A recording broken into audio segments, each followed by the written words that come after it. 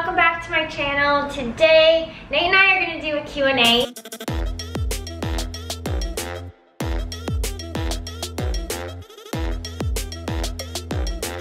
These were questions we haven't been asked before, so I think this is our third Q&A together. So I'll link the other ones above and below. And if you like videos like these, don't forget to like and subscribe. Let's get started. Let's start with some relationship questions. How long were you both single before dating? I was single for about a month. I was in a weird middle zone place with a long-term girlfriend at the time. So we'll just say a couple months. How has your relationship evolved over the years? Well, I mean, we're business partners now, so yeah, that's a big change. Being business partners and being intimacy partners. Sure.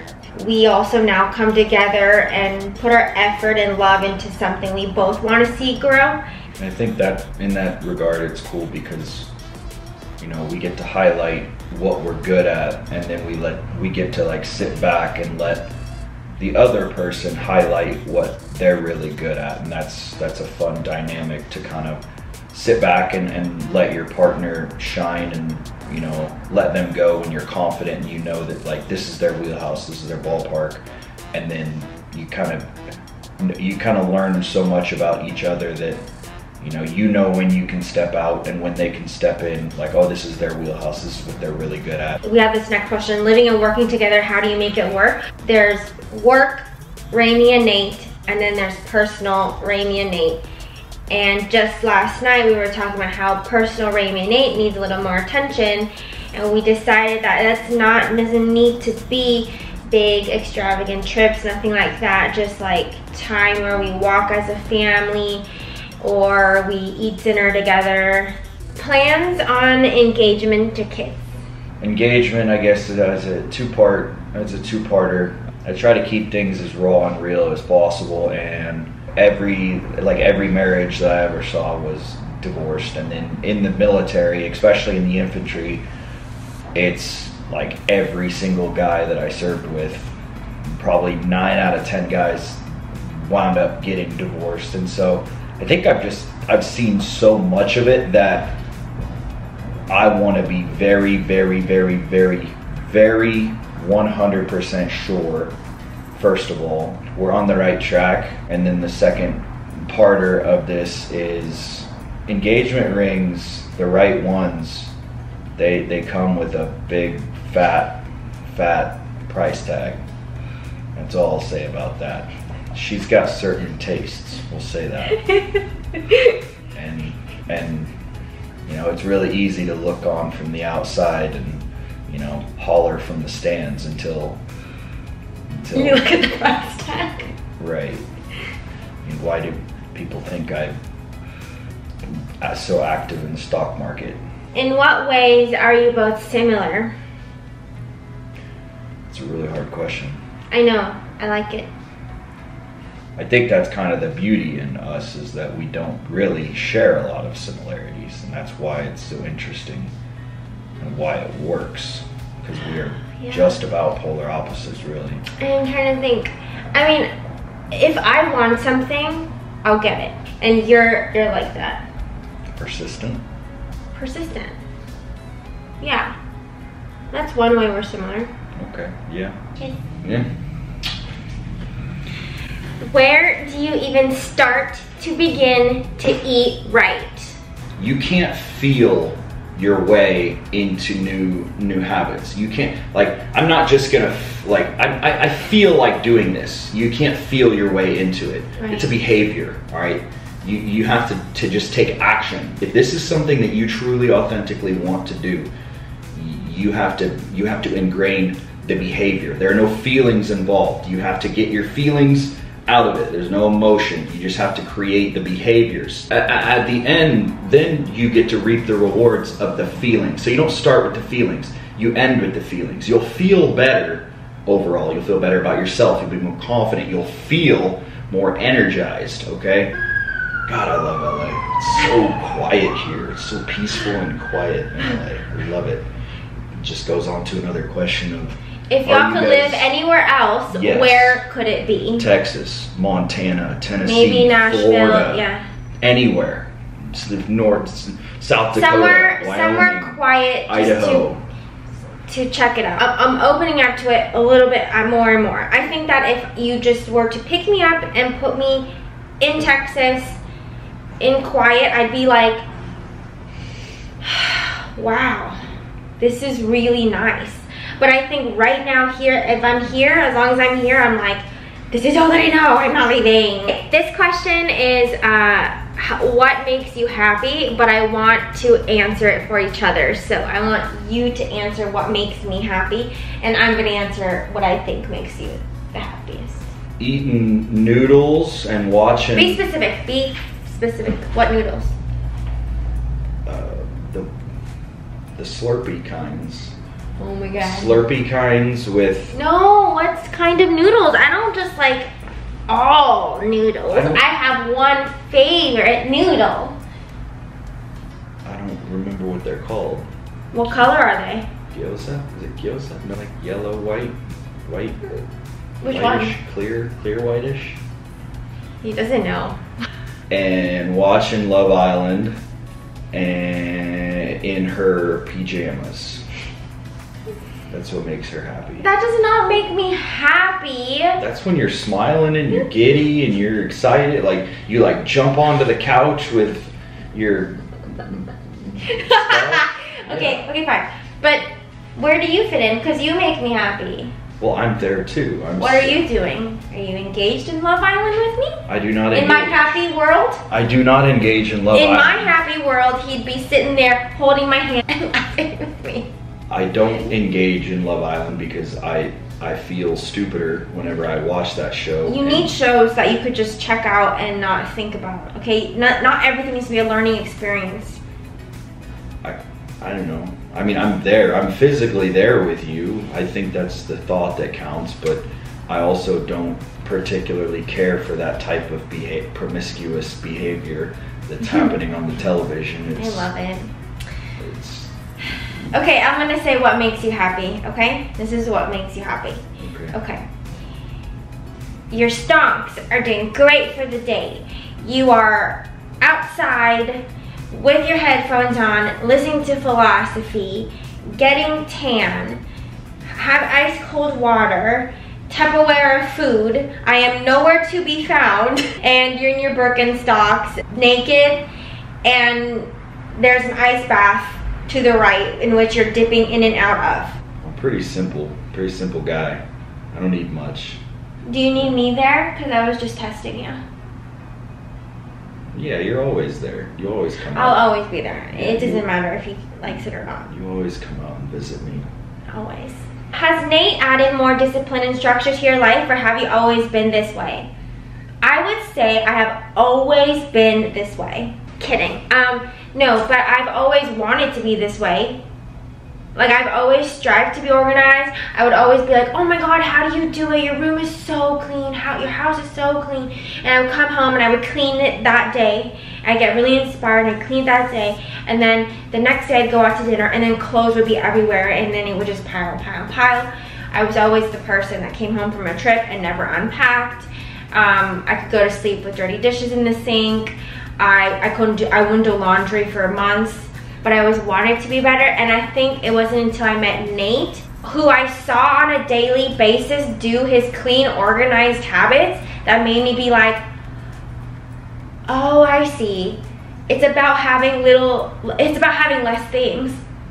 And it's about putting things away as you go. Like, that's that. You have to have the discipline to put things away as you go. Discipline. So I do one a day clean, so that's like, every morning I wake up, I clean one little section. I don't leave things out.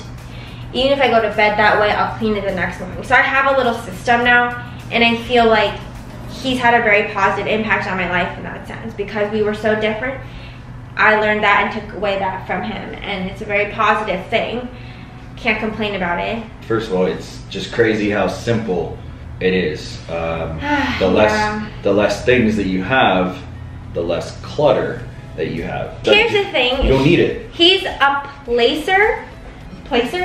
He's a placer, Yes. which means somebody who mindfully puts their things back where they belong. And then I am a putter. Is that what it is, babe? Yeah. I'm a putter.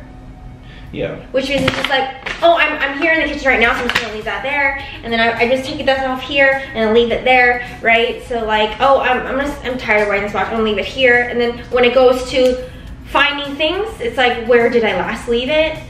So that's what's something I'm working on, is like being more of a placer, and you can do that better if you have less things. Can you just acknowledge how far I've come? She's come, like what I was talking about earlier, moving her clutter. She's come an extremely long way. The battery. Does that make you want to marry me? The battery's Babe, dying. does that make you want to marry me? Of course, the battery's dying. We have a couple questions about Nate to end the Q&A. How did Nate learn how to trade and invest? Need advice and recommendations on books. Whew.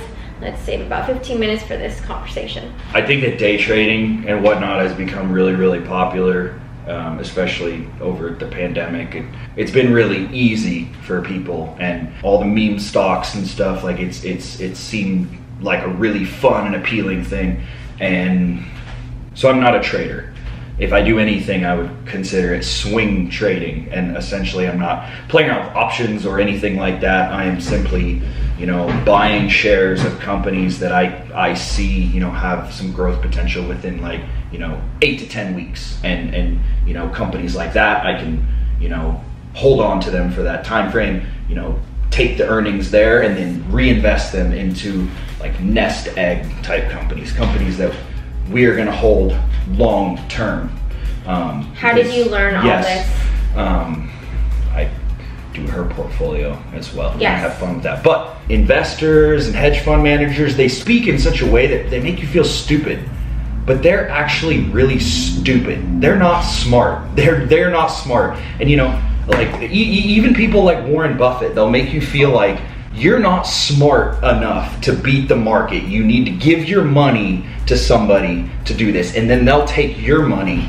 But now we have computers, and we have access to all the same resources, all the same research as any of these Wall Street, pricks. So we have every tool at our disposal to go out and research these companies. And I think Peter Lynch does an awesome job of, getting that point across to younger investors that these institutional investors, they don't have any upper hand. Just because they have some friggin' stupid 20 years and experience and some stupid fancy college degree, that doesn't make them any smarter. All right, any ape can go and invest money on the stock market and be profitable. Peter Lynch, I would say is awesome. Mark Spitznagel, also awesome. This is Mark Spaghetti Noodle, yeah. The Tao of Capital, an incredible book that was actually recommended to me by one of her followers. I highly recommend it. It's the beautiful art of Taoism, right? The balance of opposites during times of extreme volatility, which is what we're noticing right now. The markets are really crazy, and so what it requires to keep a level head, not be emotional.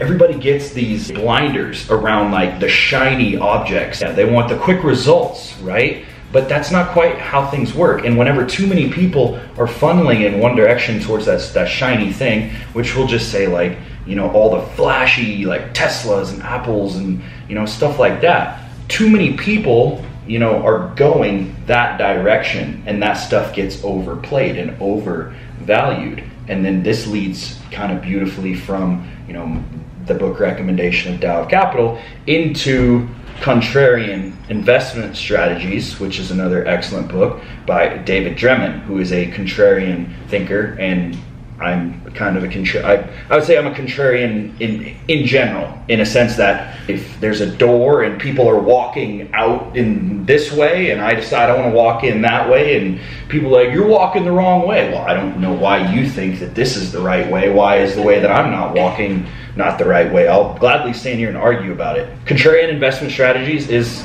kind of the method that I take. It requires a lot of patience. There is a certain knack to not having that inside the box orthodoxy of the institutional investor. So that hedge fund manager that went to college, he learned from the same textbook, he learned all of the same principles, the same formats, the same fundamentals. All of those people, they think the same way. Everyone thinks the same way. They use the same fundamentals to evaluate the same stocks, and everybody looks the same way. And then what happens when you get a headline? You're not the only person reading that headline. There are a million other people reading that headline that's like, buy this stock. So there's a million other people buying that one thing. How easy is it to just do the opposite and go buy something that nobody else is looking at? You know, finding your own methods of value. And it doesn't have to be so freaking complex. You don't have to know anything about price to earnings or free cash flow or any of this crazy EBITDA ratios or anything that these people talk about on TV, because like I said, all they do is they try to talk like that because they want to sound really smart when they're really fucking stupid. Invest in areas that you understand and you comprehend the way that it fits into the economy. We'll use Peloton as a perfect example. This is where it kind of pays to, you know, keep a clear head. And like I said earlier, you know, they flash something up on the news screen and everybody sees it and everybody panics. You know, psychology is what fuels the market. It's not even about numbers, it's psychology. So all these people see red numbers and they see bad, Peloton, lawsuit, this, that, the other. And, you know, they dump. Everybody dumps and this stock just completely tanks. And it's like, well, that's unfortunate because the company doesn't have a problem. The stock itself has a problem only because people are psychologically not strong enough to hold on to something when everybody else is dumping it. And that's the fun part about being a contrarian, is thinking outside the box. You see that dump and like when everybody else is panicking, you're like, oh, cool. Like this is my right. You're like, this is my perfect opportunity because this is really cheap now, and you know, you hold on to it for a couple weeks and it's uncomfortable for a couple weeks because it's like, oh, it's all red and it's like negative and I'm losing a lot of money. But if you're confident in your convictions, like 3 or 4 weeks later, you're like, oh man, you're feeling good. You don't have to overthink it, and you don't have to make it that complicated. Like, I mean, I know with her, like, if I would even use the term like, you know, diversify, she's like, I don't even know what that means. I'm like, okay, we'll just, you know, break it down in a sense of like, you want some like, I don't know, some like food stocks, some like clothes, some like materials type of stocks. I don't know, some home goods, some industrials. Do your own podcast on stocks, babe. I should. When you get into something, you really get into it. So you kind of become an expert in anything you sort of get into because of how much research and energy and time you put into it. And really, like, they've made these platforms, they've made it as simple as possible. Like, you know, like Fidelity or Robinhood. Spend less time scrolling mindlessly on Instagram, and I don't know, spend a little bit of time just scrolling Fidelity and just learning, just like going to the sectors, like learn how the S&P 500 works, learn what the S&P 500 is, learn why it's called the S&P 500, and then like learn what those stocks are. Okay, let's move on. You could talk about this forever. Okay, I love you. I talked for oh, that's a good one to edit. Woo. I don't, did I even answer the question? I don't know, but it's 19 minutes in. what made you want to serve? Where were you stationed, and what did you enjoy out of that experience? First, what made you want to serve? Well, I mean, growing up, I either wanted to be a rodeo clown or I wanted to go to war. And I knew that by the time I was in 3rd grade, whenever 9/11 happened. But also my dad and my grandpa were both Marines. So I'm a 3rd generation infantry Marine. Question, sorry to interrupt you, but if you have a son, would you expect him to want to go to the war? I wouldn't expect that. There's a Jordan Peterson of his 12 lessons.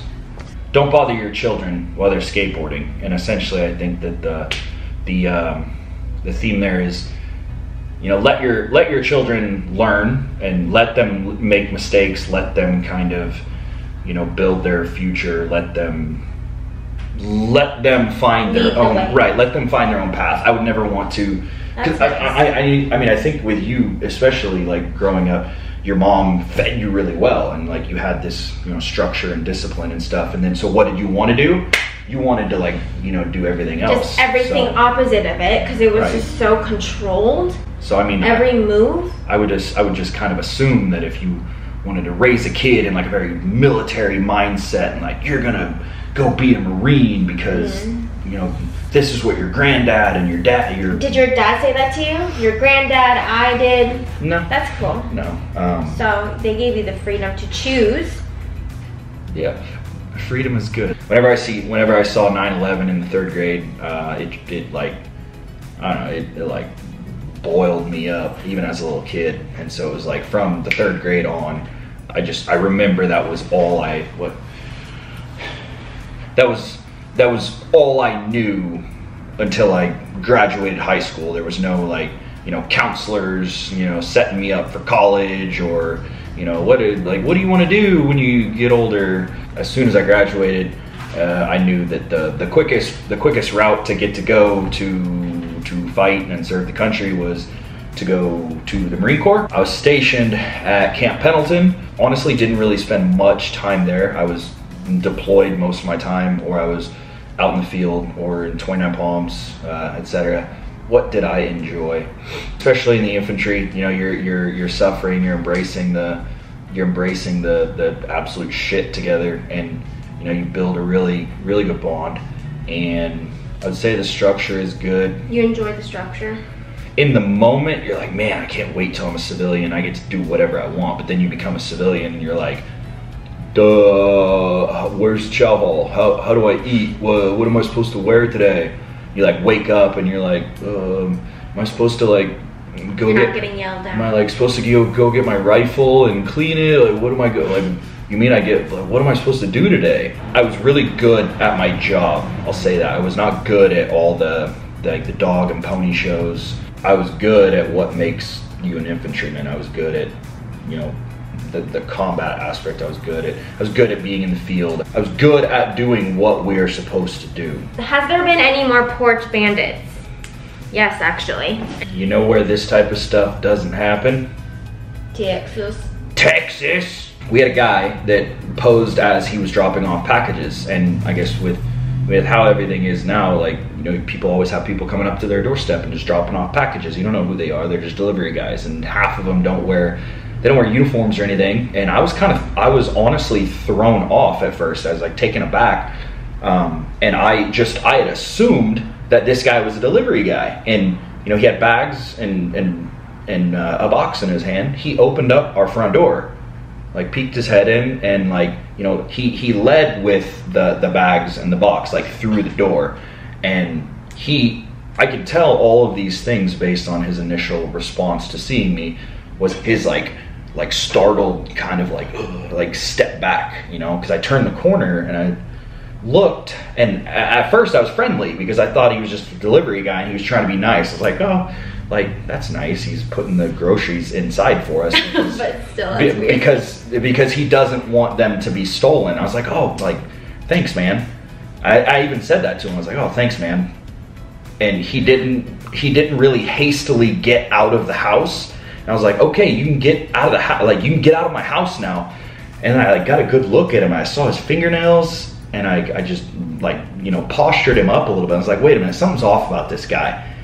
And that's when I snapped, and I was like, who the fuck are you, and what are you doing in my house? And I like came around, cornered him, and stopped him there, and had Remi call the cops on him. Like it just, I don't know if I was raised different, but it just blows my mind that these people have been so emboldened that they'll just open someone's front door, because without a doubt, he thought that nobody was home. He thought that he was gonna be able to come in and you know, steal things, or, you know, if I wasn't home, you know, God only knows what would happen to Remi, and that sucks. But yeah, I mean, I feel like this is something he does, because we had the groceries delivered by actual Instacart left on the table just for like 20 minutes, and, you know, and he came up, swooped in, grabbed those groceries, and came in with them. So he had an alibi. He was dropping off the groceries that were already on the table, which is just creepy. And he kept saying he's like the neighborhood carrier, and he's trying to get these packages delivered, and everyone here knows him, and he was so odd. And the weird thing about the last 2 people that have come to our front door to steal is that there's no sort of shame or like, fuck, I fucked up, I got caught. There's none of that. It's just, what? Yeah, what? This is what I do. I'm here to deliver packages. Like, you wanna like mess with me? Like, it's because it's because they've been caught and they've been released. Yeah. And yeah, he was arrested. They've been released again. They've been arrested. They've been caught, and then they're just put right back on the streets, and then they go back. So they're emboldened. They know that they can do these things, and they know that they can talk like this to whoever they want. Yeah, they don't give a like. crap. I mean, I don't know how else to say it, but a lot of these people just need the shit beat out of them. Honestly, like, that you could just tell that some of these people, they've just never had the shit beat out of them, and that would really do them a lot of good. I firmly remember every time I've had the absolute shit beat out of me, and, you know, it teaches you things that you should and you should not do, and I think that would help a lot. And I think that also, if people knew that if they opened your front door and came into your house, that you were going to kill them, they probably wouldn't come into your house. But that's the disgusting thing about, you know, where we are. Criminals have more. The view is that, do you value your personal property and your personal space and do you view your personal property and your safety as more important than this other person's life? That's the argument. And my counter argument to that is, no, this person doesn't value their own life more than we value our safety. Those types of things should just kind of solve themselves. All right, well, we really went all over the place today in today's Q&A, so that was fun. Thank you guys so much for all of these questions. And yeah, we hope you guys enjoyed the video, and we'll see you on the next one. Peace.